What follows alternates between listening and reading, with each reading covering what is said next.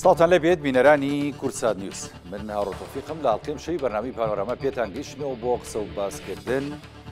لەسەر ڕۆڵی سەرۆک مام جەلال لە ڕابردوودا لە چارەسەرکردنی کێشەکانی عێراق و ڕووی دیبلۆماسی و ڕووی سیاسی سەرۆک مام جەلال لە عێراق و هەرێمی کوردستان و ناوچەکە و جیهاندا. ئەمڕۆ دامەزراوی سەرۆک مام جەلال لە شاری سلێمانی لە دووتوێی کتێبێکدا چەندین توێژینەوەی مامۆسایانی زانکۆی لە هەرێمی کوردستان و عێراق خستە ڕوو و ناساندی بە خوێنەرانی کە تێیدا لە توێژینەوەکان بە گرنگیەوە بازدەڕۆڵی سەرۆک مام جەلال دەکات لە شۆڕش و لە سیاسەت و لە حکومڕانیدا لە عێراقی دوای ڕووخانی ڕژێمی بەعس. تا چەند گرنگە ئەم توێژینەوانە لە داهاتوودا بەردەوام بن لەسەر سیاسەتی حەشیمانی سەرۆک مام جەلال لە عێراق و هەرێمی کوردستان و ناوچەکە. چێن پێویستە ئەوانەی کە هەستن بەم هەنگاوە گرنگانە و ئەم توێژینەوانە ئەنجام بدەن. ئەوەی کە ئەمڕۆ دامەزراوی سەرۆک جەلال تاڵەبانی ئەنجامی داوە بەرهەمی کۆکراوەی خەبات و دیبلۆماسیەت و سیاسەتکردنی سەرۆک مام جەلال بووە. ئێمە دەتوانین لە داهاتوودا بۆ سیاسەتکردن لە هەرێمی کوردستان و عێراق چۆن سوود ببینین لەم ڕۆڵە گرنگەی سەرۆک مام جەلال کە لە ڕابردوودا هەیبووە. ئەم شەو لە بەرنامەی پانۆراما گفتوگۆکەین لەسەر ئەم بابەتە بە میوانداری زۆر بەڕێز مامۆستا یوزف سۆزانی کە سیاسەتمەدار جەنابیان لە بەرنامەی پانۆراما لەگەڵ. بەخێر بێ مامۆستا. زۆر سپاستان دەکەم. خۆشحاڵین کە لە نزیکەوە بینی. هیوادارین هەمیشە تەندروست باش بی. خۆش بی. سەرەتا مەوێت لەوە دەست پێ بکەم، یعنی ئەمڕۆ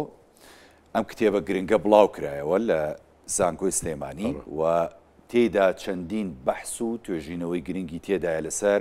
سیاسەت و هاوڕێکانی سەرۆک مام جەلال و کاری دیبلۆماسی سەرۆک مام جەلال. یەکێک لە بەحسەکان و توێژینەوەکانیش هیچ جەنابێت ئەمێ بزانین بە گشتی ئەم بەحس و توێژینەوانی کە ئەکرێت تا چەندە گرنگی سەرۆک مام جەلال دەرەخا کە لە ڕابردوودا هەیبووە بۆ سیاسەت لە عێراق و هەرێمی کوردستان. جا پێشەوە کەمێک باسی دامەژراوەکەی مام جەلالتان بۆ ئەەکەم چونکە ئەمە ئەسڵی دامەژراندنی ئەم دامەژراوە بۆ ئەوەیە کە ئێمە بتوانبن ئەو توراثی مام جەلال کە هەیە ئەنجا چ ئەرشیفێکی زۆر گەورەی هەیە کە ئێمە بتوانبن کۆیکن لە مەقالات و کتێب و ڤیدیۆ و ڕسم و ئەوانە و لە شتەکانی خۆیش و لە لای مەزارەکەی لەوێ شتەکەشمان تەواو کردو دیزاین و ئەوە مەتحەفێکە وەکو لەوێ مەجموعەی جێ ئەوە یەکێک لەوانە مەسەن قاعەیەکی گەورە و هەموو ئەم ئەرشیف وشتی لێ بۆ ئەوانەی کە ئەیانوێ دیراسات لەسەر مام جەلال و حرەکەی کوردی بکەن. ئەوەیەکە قسمی تر مەتحەفە و مەتحەف بۆ شتەکانی مام جەلال ئەوانە ئەوی تریش مەکتەبە. ئەنجا مەکتەبە هەموو ئەو کتێبانەی کە چ مام جەلال خۆی نووسیەتی یان خەڵک لەسەری نووسیوە ئەوانیش لەوێن، یعنی وای لێ دێ ئەو کاتە هەر کەسێک بیوێت دکتۆرا ماستەرنامە شتێک لەسەر مام جەلالەوە بکە لەوێ هەموو شتوامان کردووە ئەرشیفەکی زۆرمان کۆ کردووە ئەوە لەبەر دەستێتی ئەوەی بوو. کەواتەوە هەموو زانکۆکانی ناوخۆ عێراق و دەرۆژ سوودی لێ ببینن. بەڵێ هەمووی ئەبە بەش ینی ئەبێ وردە وردەوای لێ دێ ئەبێ بە ئەرشیفەکی نیشتمانی ئەوەیە. ئەمی ئەمڕۆ کتێبەکە ئەوە بەرهەمی ئەوە بوو کە لە یادی وەفاتی مام جەلال ساڵی پار ئەو یادەمان لە بەغدا کرد. ئەوە 3 مانگ لە بەغدا بوو، بەڵام 4 مانگ هەموو مامۆستای زانکۆکان و ئەوانەی پێشوەخت اتفاقمان کردبوو ئێمە و منەظەمەی بەحر العلوم کە لە نەجەف لیقاء بکرێ و ئەو بەحسانە بێنە تەقدیمکردن. ئەنجا ئەو کتێبە 3 بەشە. بەڵێ بەشی یەکەم ئەوی کەوتت ئەوی منیش بەحسەکانە ئەوانەی دۆستی نێزیکی مام جەلال وەکو عادل عەبدولمەدی بوو مەسەڵەن من تیا بووم چەند کەسی تر بوو ئەوی قەضای ئەعلا بوو ئەوانە بوون ئەوانە باسی تەجریبەی خۆیان و مام جەلالیانە کردن. مەسەڵەن من ئەو بەحسی کە منای ئەوی کە باسم کرد ئەوە بوو مام جەلال و سرعەتی جوابدان، یعنی جوابەکەی تا دەرەجەی ئەوی بەرامبەری ئەویست حراجی کە ئەم حراجیە کرد مەسەن یەک لە نەوانە نمونەیەکم هێناوتە مامجار لە دیمەشق بوو سەحەفەیەکی ویست حراجی کە وتی تۆ بە تەمای سەردانی ئیسرائیل بکەی وتی بەڵێ کاتی کە ئیسرائیل سەفارە لە دیمەشق کرد دێم لێرە ڤیزە وەرەگرم وارۆم ئەویست مامجار حرا یعنی ئەوانە بوو عادل عەبدولمەهدی وانیش باسی مەسەلەی مامجارە چۆن ئەیتوانی حەلی مەشاکلەوە بکەوە ئەو دکتۆر و پرۆفیسەرەکانی ترش هەر یەک و بەحسێک چونکە مام جەلال نەک بە مقابلەیەک و ئێستا من و جەنابەتەوە و نە بە مەقالات و تەنانەت نە بە کتێبیش مام جەلال ناتوانم بڵێم بەحرێک ینی ئۆقیانوسێکە بەڕاستی چونکە کە دێ ئەڵەی مام جەلال کام مام جەلال مام جەلالی ڕۆژنامەنووس مام جەلالی پێشمەرگە مام جەلالی سیاسەتمەدار و کە مسڵیتر بوو بەسەر هەموو سیاسەتی نەک هەر عێراقی ئەی منطقەش مام جەلالی کە بوو بە یەکەم کەس کە دیفاع لە مافی مرۆڤ و مافی ژنان و مافی ئەقلیات و ئەوانە مام جەلال و شعر ینی مام جەلال پانۆرامەیەکی زۆر گەورەیە ئەتوانن بۆیە ئەنجاوتم ئەو مؤسسەی ئێمە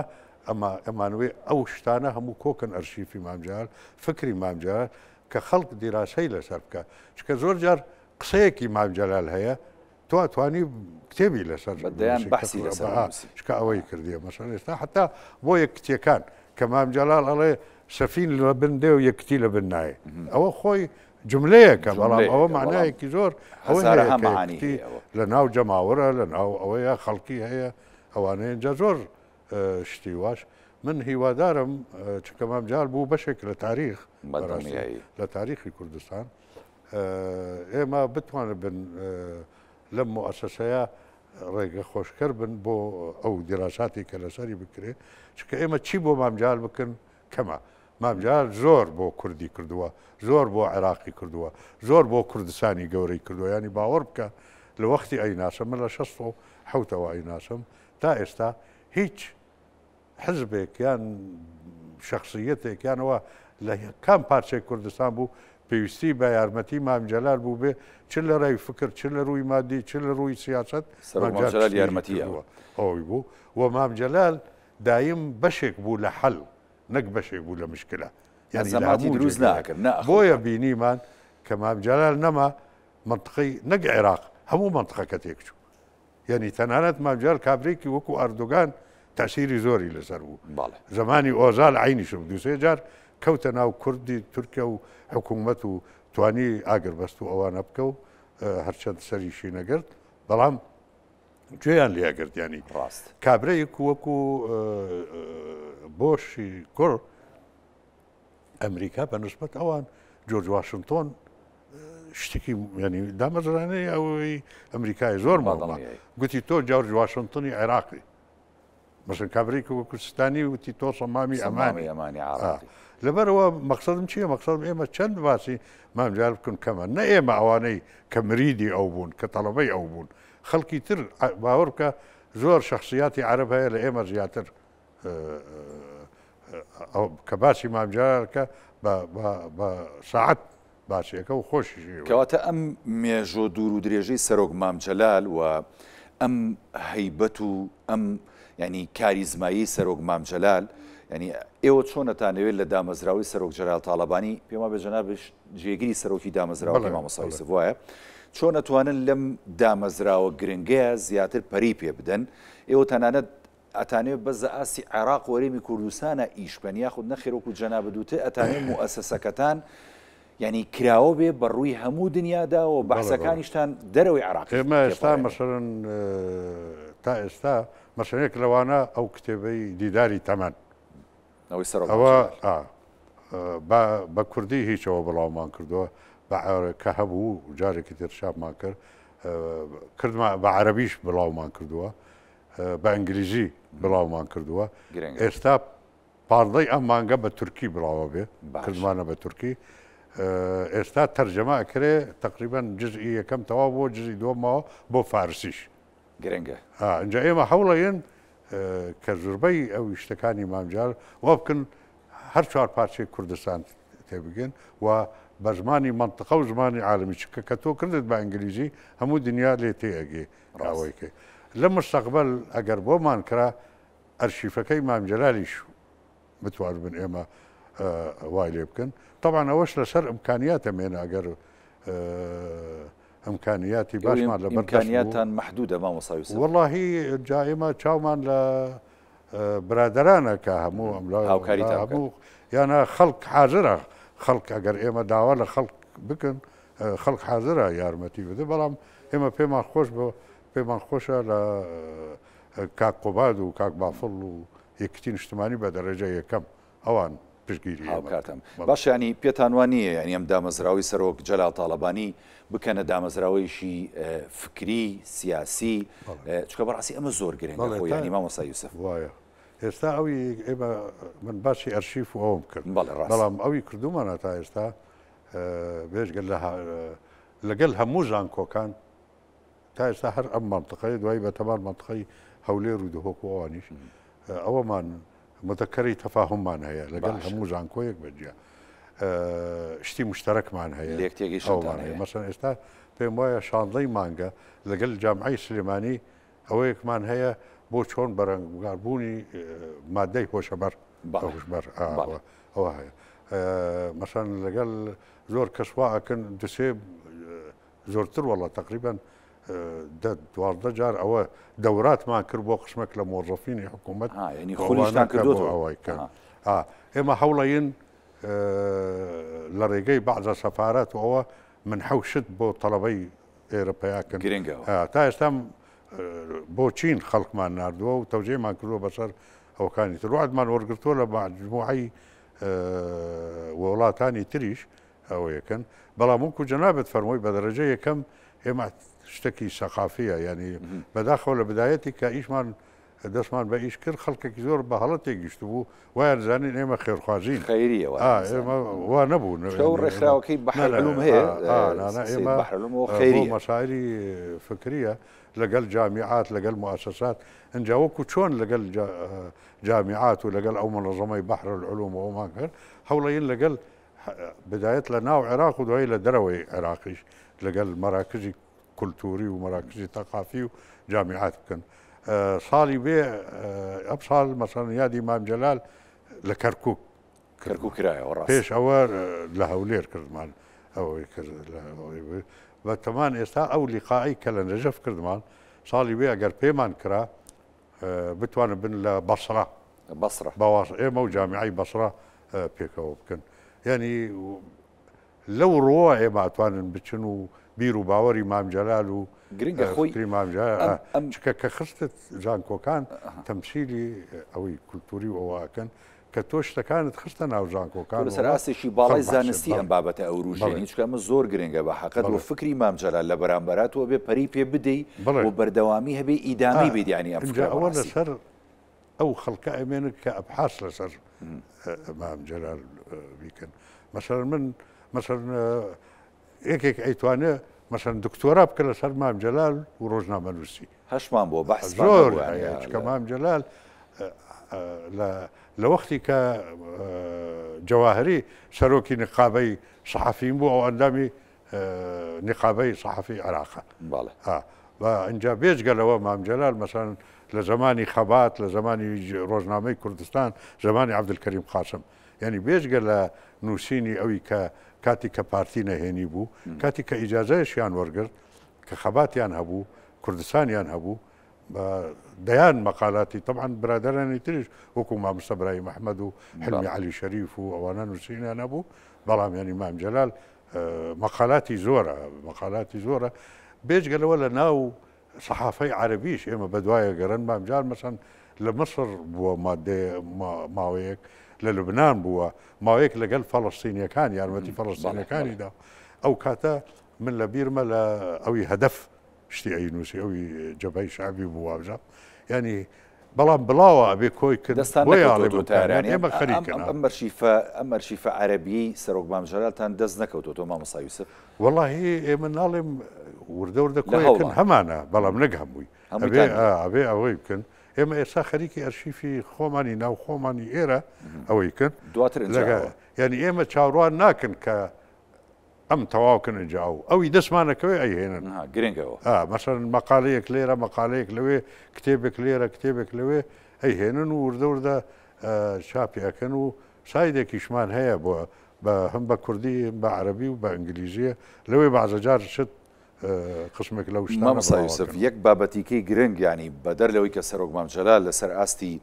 ینی عێراق و هەرێمی کوردستان و وڵاتانی ئیقلیم و دنیاش ئابەم شێوازە سیاسەتی کردو و دیبلۆماسیەتی کردو و بەشێک بۆ لە چارەسەریەکان و هەمیشە ینی زۆر جار لە کێشەکانە پەنابراوەتە بەر سەرۆک مام جەلال ینی بیرمان نەچێت سەردەمانێک سەرۆک مام جەلال جێگری سەرۆشی ڕێکخراوی ئەنتەرناسیۆناڵی جیهانی بۆ بەڕاستی ئێوە توانن لەسەر ئاستە جیهانیەکە لەسەر ئاستی ڕێکخراوی ئەنتەرناسیۆناڵی جیهانی ینی چی بکەن بۆەوەی کە ئەم خەباتی سەرۆک مام جەلال کە لە وێشکردوێتی بە فیڕۆ نەڕوات و دیار بێت و ئەو ڕێکخراوەش ڕۆڵێکی هەبێت لەم ئەرشیف و پاراستنی سەرۆک مام جەلال دایم مام جەلال بۆ چی منصب تەرشیح بکرایە خۆی ئەو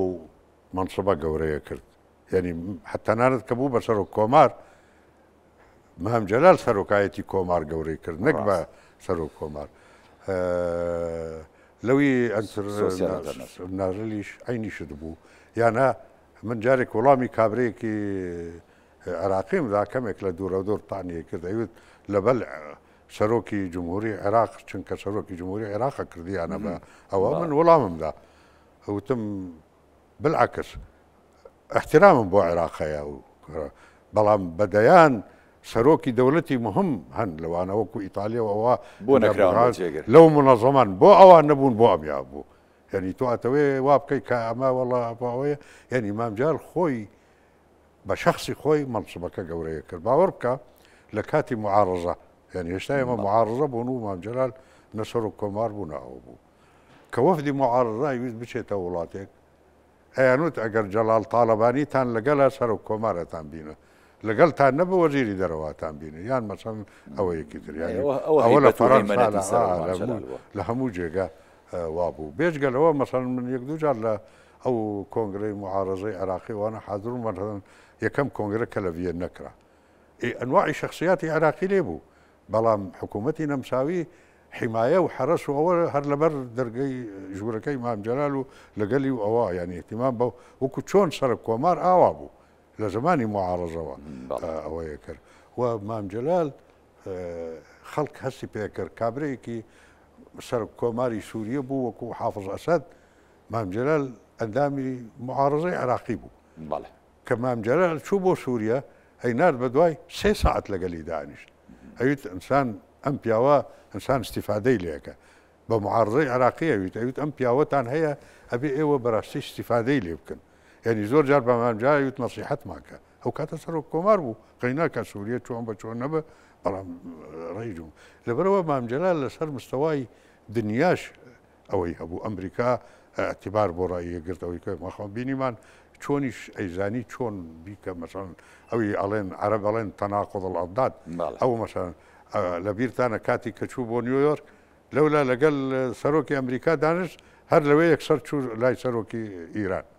لەوە پێکا ینی مام جەلال اینجا هەموو مەشاکلیش کە هەبوو خەڵکی وای هەبوو کە مام جەلال ئەیتوانێت مەسەڵەن حەلیکە ینی بە نامەگۆڕین بە قسەکردن بە ئەوەی مام جەلالیش عادەتێکی هەبوو ئەیوت ئەبێ ئێوە بۆ حەلی مشکلەکان لەگەڵ هەر کەسێک بە جۆرەی ئیمانی خۆی و مەبدەئی خۆی و عەقلیەتی خۆی قسە بکە مەسەڵەن یەک لەوانە جارێک لەوی نەجەف باسم کرد ئۆردۆگان ئیسراری ئەکرد ئەویت تا چەک داناینن لەگەڵیان دانانیشم پێکێکە مام جەلال وتی ئەرێ سەرۆک کۆمار تۆ مسلمانی یانە اینجا تورکە لێ پرسی مسلمانە الحەمدولله مسلمانم گوتی الحەمدولله مسلمانم گوتی تۆ پەیڕەوی پێغەمبەر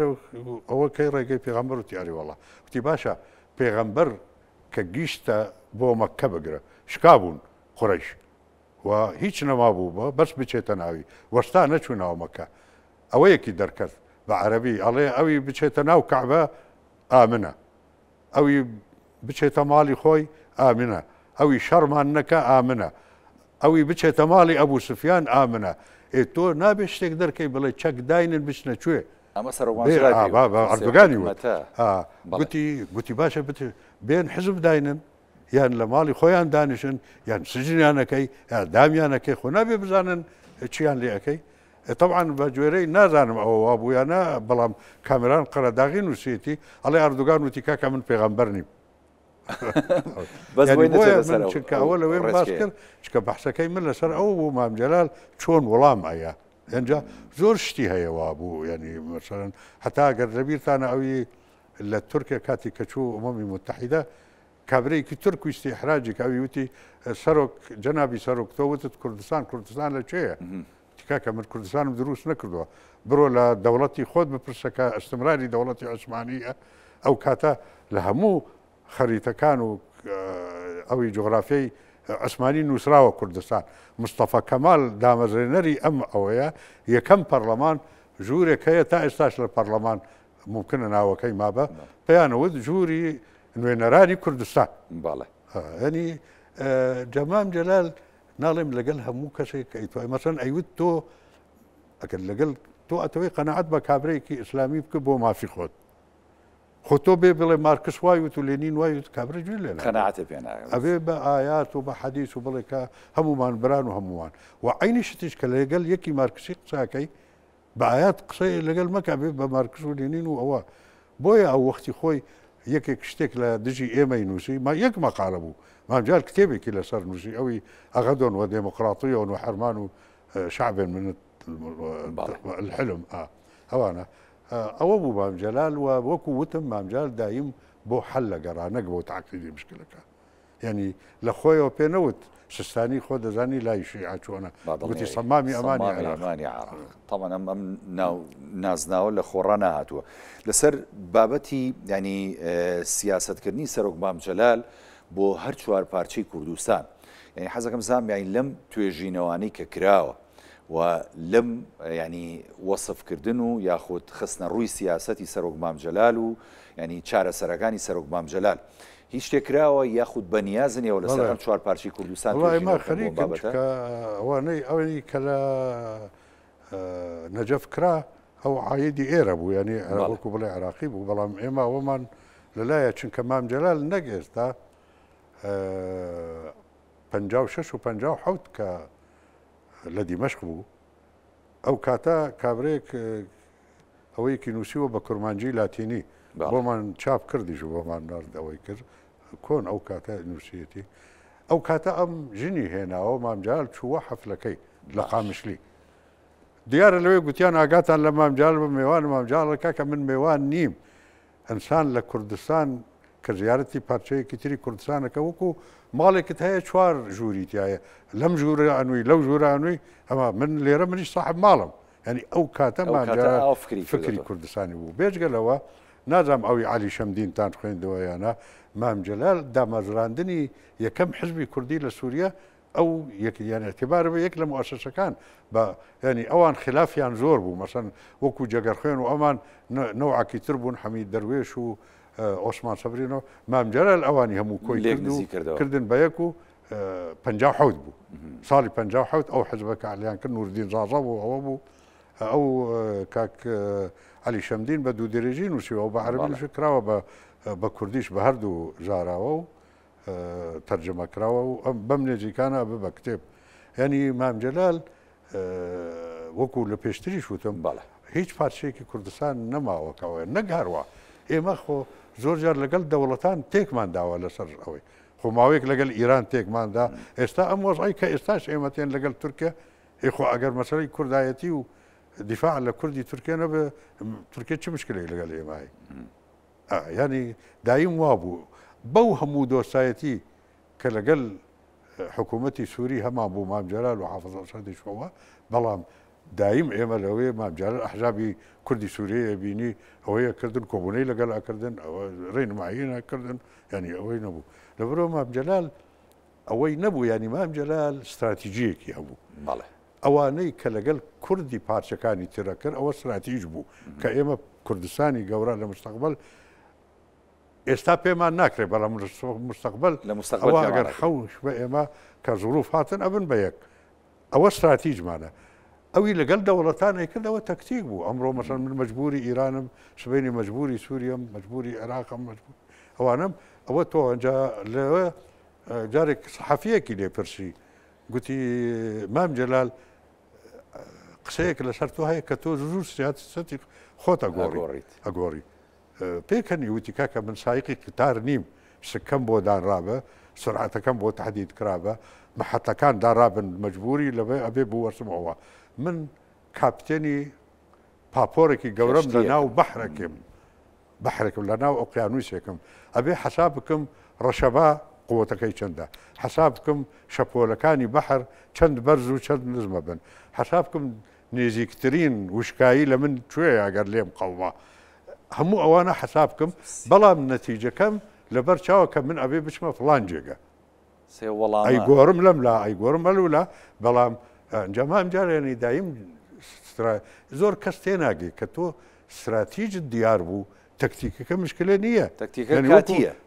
یعنی تۆ سایقی ختار نی سیاست مەدار تۆ سایقی پاپۆری لە ناو بەحر ئەبێ حسابی هەموو کەواتە ئەم سیاست و تەکتیکە بوو کە سەرۆک مام جەلالی گەیاندە لووتکەی دەسەڵات و دیبلۆماسیەت و هەیبەت و هەیمەنەت و حساب بۆکردن بەڕاستی ینی ماوەڵێ کاکە مام جەلال ناڵێم زۆر ینی مام جەلال زۆر جار بە نوکتەش وایە کرد کە کابرا مەسەڵەن نمونەیەکت بۆ بێنم لەگەڵ دانیشتبوون زمانی ئەوەی معارەزەی عێراقی ئەوان لەگەڵ جەماعەتی ئەمریکی دانیشتبوون ئەوی نوێنەری ئەمریکی کە قسەیە کرد بە ئەنگلیزی دیارە نەیەویت کوردستان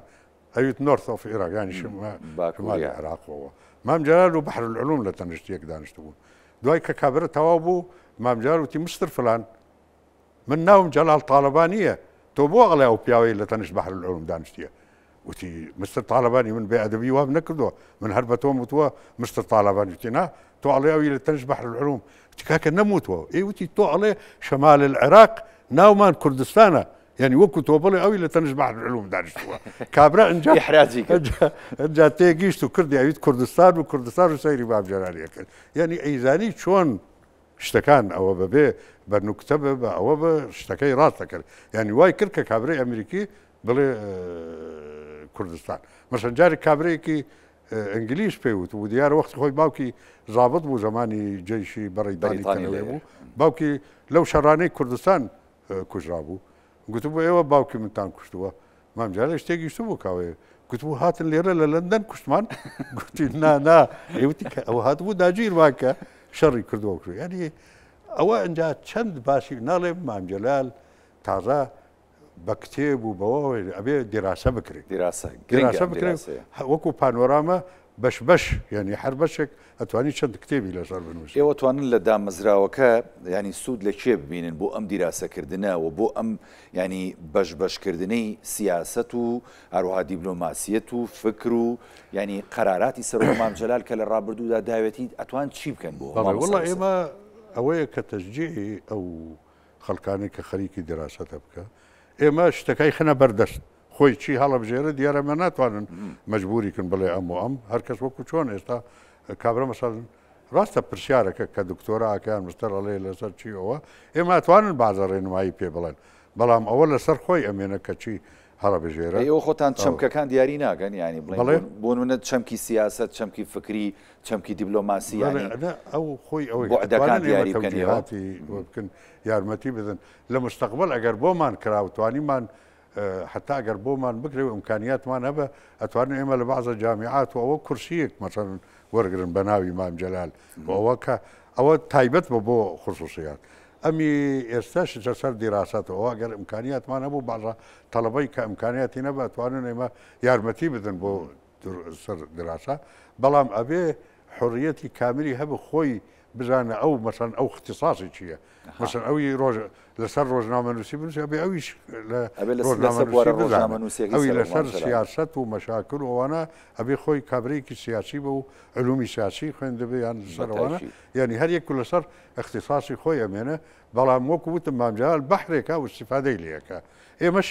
یارمەتیە ینی بە جۆرێ ئەرشیفی خۆمان خنە بەردەست چی بوێ لەوێ وەکو وتم ئەو جێگەی کە بەتەوان دروستیکەن قاعەیەکی گەورە دروستکەن خۆیان ئەتوانن لەوێ دانیشتن و کۆمپیوتەر و هەموو شت و ئەنتەرنێت و خەریکە ئەویشانە بن. باش کەواتە ئێوە پرۆژە و مەشروعی ئایندەتان چییە لە دامەزراوی سەرۆک جەلال تاڵەبانی بەدەر لەوەی کە ئەم توێژینەوە و بەحس و ئەم بەدواداچوونانە ئەنجام بدەن، یعنی ئەتانێت کۆنتاکتان یاخود پەیوەندیتان هەبێت لەگەڵ لایەنەکانی دیکەی ئەوانەی کە بۆ نمونە منەظەمات و ڕێکخراوی ئاوە لەم جۆری کە وەڵڵە تەموحمان زۆرە. ئێمە چونکە هەموو دەوروبەری هێشتا نەبووە 2 ساڵ 10 ساڵ تقریبا کە دەستمان پێکردووە لە بدایەتی وەکو بڵێ سکەن تەموحمان زۆرە. ئەمانوێ بدایەت لە ناوەوە هەچی منەظەمات و زانکۆ ئەوانە ئەوەی بکەن، ینی لە کوردستان و عێراق و ئەوانە ئەنجام منەظەماتی دەرەوەش لەگەڵ مەسەڵەن پار وەفدێک بە سەرۆکایەتی دکتۆر حەمەد سابر چوون بەغدا زۆربەی سەفارات و ئەوەیان بینی زیارەتیان کردن. ئەم ساڵی جارێک چوون هەر عینیشێت. ئێمە هەوڵە دەن وەکو وتم لەگەڵ سەفارات کە لە ڕێگەی ئەوان علاقات لەگەڵ منەظەماتی ئەوانی مەدەنی و زانکۆکانی ئەوان ئەوی زانکۆکانی ئەوان لە ڕێگەی ئەوە پێما خۆشە ئەگەر بتوان بن من حیان لێوەرگن تەڵەبەی خۆمان بینێرن ئەو وڵاتانە بۆ بخوێنن. ینی مەسەن وعدمان لە سعودیە و قەتار و ئەوانە وەرگرت ئەوی تا ئێستا ئەو وعدانە جێبەجێ کردو وەکوتم چین بوو. چین زۆر متعاونە لەگەڵ ئێمە بۆ ئەو شتانە، بەڵام ئەمێنە کە ئێمە خەڵک تەشجیع بکەن بۆ دیراسە لەسەر مامجال و خەڵکیش حازرە بەڕاستی ئێمە بە ئیشەکان تەواو ببن، ینی کابرا ئەتوانێت ئەو شتی کە ئێمە کۆمان کردووە ئەرشیف و کتاباتەوە ینی مادەیەکی حازر لە بەردەستی لە جاتی خۆی بچ بگەڕێ بە دوو ئەم کتێب و ئەو کتێبەوە ئێمە یەکسەر خەنە بەردەستی و خۆی شتێک هەڵەبژێرە و باشە. ئەی مامۆستا یوسف لە ڕووی سیاسیەوە ئەم ڕێکخراوی ئێوە ناتوانێت ینی کارکە لەسەر بیر و حکمەتەکانی سەرۆک مامجەلال بۆ چارەسەرکردنی کێشەکان چکە بەڕاستی ئەمە زۆر گرنگە بۆ ئێستای عێراقی ئەوە ئێمە ناڵێم لەم لیقاعاتە کاکرێ ئێستا ساڵی بێ لە نەجەف لە بەسرا لە بەسراکرێ ئەوانە قسمەکی زۆری لەسەر فکری مامجەلالە لەسەر مەسەن وەکو ئەوی وتم ئەوی لە نەجەف کرا قسمەکی زۆر مەسەن بەش بوو. قسمێک ئەوە بوو کە مامجەلال و حەلی مشکلەکان مامجەلال و مەسەن چۆن سەیری سیاسەتی عێراقی و ئەوەیە کرد، چۆن سەیری ئەوەیە کرد کە مافی مرۆڤ چۆن جێبەجێ بکرێت، پێکاتەکانی مەسەن مافی ژنان ئەوانە ئەوە وەکو وتم چونکە شتێکی ئاسان نییە بەڕاستی مامجەلال فکری زۆر فراوان بوو ئەوەی بوو بە نسبەت ئەوە بکە ئەبێ بیکەی بە بەش ینی وەکو وتم و ئەوە لە مستەقبل نەک هەر وەکو ئەم موسسەی ئێمە هەگەر ئیمکانیات هەبە حەقە لەم جامیعاتی خۆمان ئێمە بەشێک بکەن ینی وەکو بەشێکی دراسات بخوێنێت بەشێکی دراسات لەسەر فکر و بۆچوونی مامجەلال ینی ئەگەر بکرێ ئێستا لە زۆربەی وڵاتان مەسەن لە وەزارەتی دەرەوە لە بەعض زانکۆکان هەیە مەسەن لەسەر مەسەن پاڵمێ ئەویش لەگەڵ منەظەماتەوانە لەسەر بڕاندەوانە ئێمە لێرە ئەگەر بتوان بنوا بکەن زانکۆکان تا ئێستا تەعاونمان خراپ نییە زانکۆکان ئەهەمیەت بدەن بە ئەوە کاکە من ئەگەر ئێمە ڕەخنە بگرن بەڕاستی زۆرە مامجەلال هەموو شتی بۆ ئەم ملەتەی کردووە تا ئێستا لەم سلێمانیە جادەیەک نییە بە ناوی مامجەلال. ئێمە زۆر هەوڵەیین کە بەلکی مەتاری سلێمانی بکن بە مەتاری جەلال تاڵەبانی لەگەڵ بەغداش باسمان کردووە ئەمە هەیە ینی هیچ نییە بە ناوی مامجەلال. ئێستا ئەم زانکۆی سلێمانی لە 67 مامجەلال دای مەزرا ئەوی کە ئێستا لە هەولێرە ناوی سەلاحەددینە ئەوە جامعی ئەمەی سلێمانی ژەر دوای ڕاپەڕینیشت ئەم جامعە تازەکەش مامجەلال بوو هیچ بچۆ ممکنە نازانم قاعە بە ناوی هەبیانە لە جامعی سلێمانیشێکی بە ناوی نییە لەبەرەوە ئێمە ئەوی مەتارەکە ئەگەر بتوان بن و دوای ئەوە قسمێک لە زانکۆکان ئەوان بە ناوی مامجەلال بەڵە هەنگاوێکی باشە. گرنگە مامۆستا یوسف من هیچم نەماوە حەزەکەم دواپەیامی خۆت وەکو هەم سیاسەتمەدار هەم وەکو هاوڕێی دێرینی سەرۆک مامجەلال هەم وەکو جێگری سەرۆکی ینی ڕێکخراوی سەرۆک مامجەلال پەیامت چییە دواپەیام؟ وەڵام من پەیامم بۆ دیارە ئێمە بتەوێنێتەوەی ناتوانن دوورکەون لە سیاست ئێمە سیاسیمان و مامجەلالیش ئێمە تەڵەبەی مامجەلالن. من بە زۆربەی سیاسیەکانی خۆمان ئەڵێم بە تایبەتی قیادەی یەکێتی نیشتیمانی کوردستان و کادرەکانی یەکێتی نیشتمانی کوردستان هەر بەدەم نەبێ بڵێن ئێمە لەسەر ڕێبازی مام جەلالن فکری مام جەلال بخوێنن بزانن هەموو مشکلێک مام جەلال بە چ شێوە حەلی کردووە بزانن کە ئەڵێن ڕێبازی مام جەلال ینی چێ ینی بزانن کە مام جەلال ئەڵێ بەرەو خانۆ قوڕەکان ینی چێ کە مام جەلال ئەڵێ ژن نیوەی کۆمەڵگەی و نازام ئەوە بکەن بە فعلی لەسەر ڕێبازی مام جەلال بڕۆن نەک بە قسە و پێم وایە زەرەر ناکەن یەکەتی نیشتمانی بیر و باوەری مام جەلال تەطبیق بکە لە سەرکەوتنێک بۆ سەرکەوتنێکی تر دەچێت زۆر سوپاس بۆ بەڕێز مامۆستا یوسف سۆزانی سیاسەتمەدار و جێگیری سەرۆکی ڕێکخراوی سەرۆک مام جەلال کە لە بەرنامەی پانۆراما لەگەڵمان بوو زۆر سپاستانەکەم و دەستان خۆشحاڵ سەرچاوانە بەڵێ بینەرانی بەڕێز هەڵقەم شەوی پانۆراماتان پێشکەش کرایەوە ساغ و سەلامەت بن خواتان لەگەڵ